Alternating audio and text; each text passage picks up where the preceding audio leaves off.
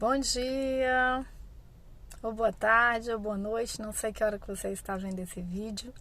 E hoje a gente vai falar sobre mais uma das chaves da sabedoria.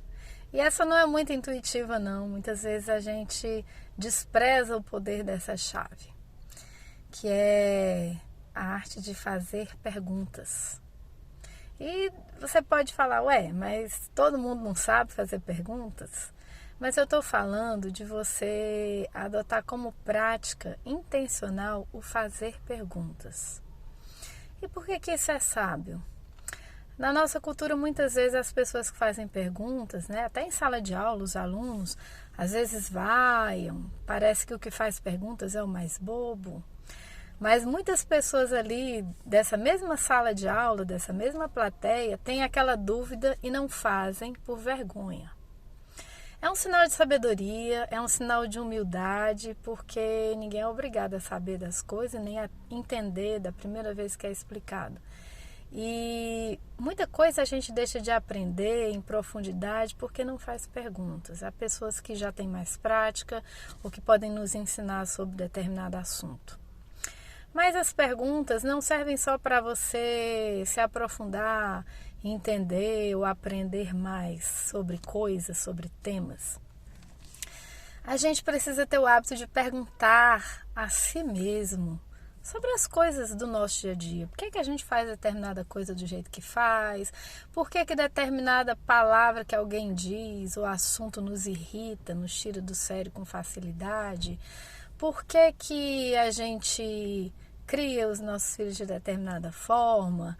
Por que em algum momento você grita com alguém, ou seja na sua casa ou fora? Por que às vezes você tem certa nostalgia ou tristeza em determinadas horas do dia, ou quando você passa em determinados locais, ou quando vê determinadas cenas, ou quando sente algum cheiro específico? Você precisa se perguntar por quê, desde quando eu tenho esse tipo de sentimento, por conta disso, por conta daquilo. Isso é uma chave de sabedoria para você se conhecer. Quando você começa a se perceber, a fazer perguntas para si mesmo, você chega a um estado de consciência de situações ou de problemas ou de traumas que você precisa resolver. Isso tira você de viver no automático. Lembra daquela chave de sabedoria que é saia do automático? Pois é. Para você sair do automático, você precisa se fazer perguntas. E isso tem que ser um estilo de vida.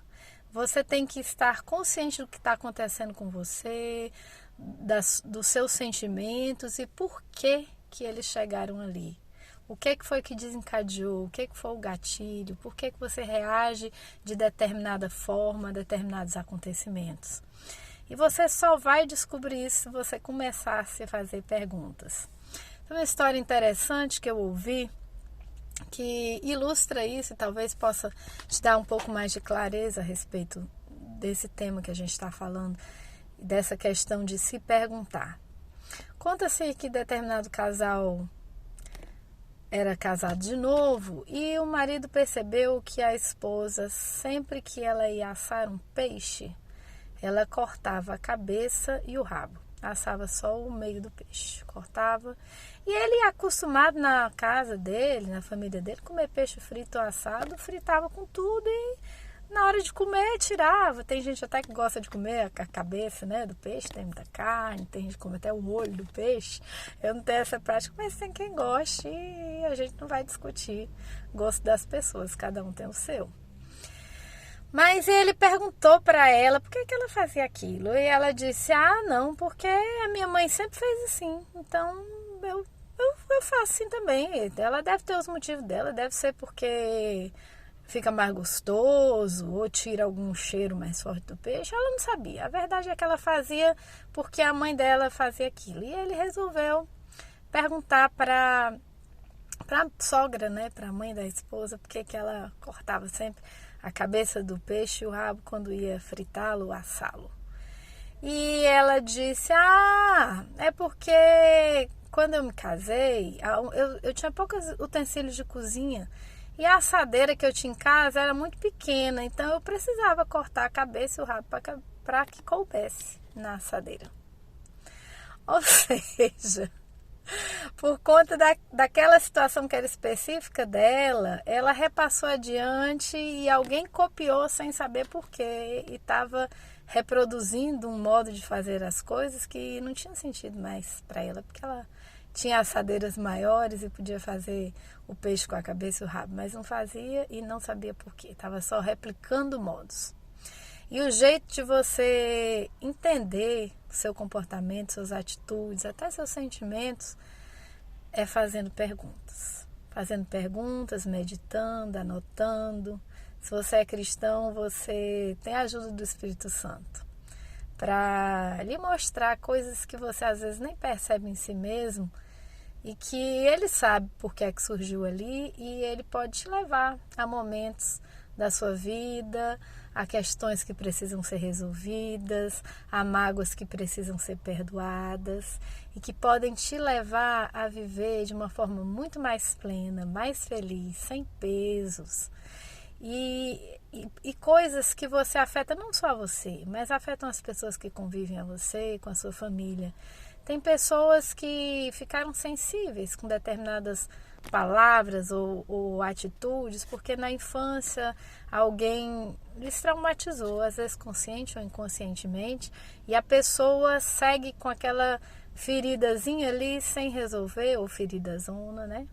E aí qualquer palavrazinha que toque naquela casquinha de ferida faz a pessoa dar pulo daquele tamanho e às vezes ser grosseira, às vezes ter uma reação desproporcional e ela não para analisar o porquê que ela age assim. Falta de fazer perguntas. Faça perguntas a si mesmo.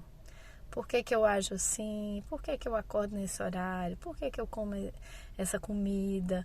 Por que que eu ajo assim com meu esposo, com a minha esposa? Por que que eu ajo assim com meus filhos? Por que quando alguém fala sobre esse assunto, isso me incomoda tanto? E começa a tratar as suas feridas emocionais. Seja buscando a Deus, a ajuda do Espírito Santo, seja buscando uma terapia se você precisa, mas se conheça, se entenda, faça perguntas a si mesmo. Mas as perguntas não têm esse poder só em relação a você mesmo. Você precisa de perguntar para se conectar com as pessoas, para fazer conexões. E Deus nos fez para nos relacionarmos, não nos fez isolados. Tanto que ele criou Adão, depois percebeu a necessidade que Adão tinha de ter uma companheira e deu a primeira ordem dada aos homens foi para crescer e multiplicar. E isso é para que houvesse gente e relacionamento, não é para que as pessoas vivessem isoladas. Deus ama relacionamentos e você não vai conseguir ser feliz sozinho, sem relacionar-se com as pessoas. Muito do nosso estado de espírito, do nosso bem-estar, depende da maneira como a gente se relaciona com as pessoas. E é interessante, é bom para abrir a sua mente, para que você conheça novas possibilidades, para crescimento seu, que você faça novas conexões, que você conheça novas pessoas.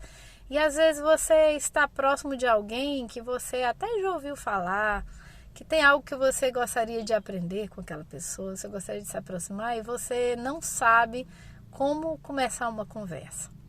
A melhor forma de começar uma conversa é perguntando. Ai, mas eu vou perguntar o quê? A primeira coisa que vier na sua cabeça. Ah, mas eu posso parecer ridículo. E daí? Depois, no meio da conversa, você vai consertando, você vai conversando e provavelmente a pessoa perceba que você só queria se conectar e você pode sair dali amizades, parcerias que você não teria se não tivesse iniciado uma conversa, provavelmente com uma pergunta.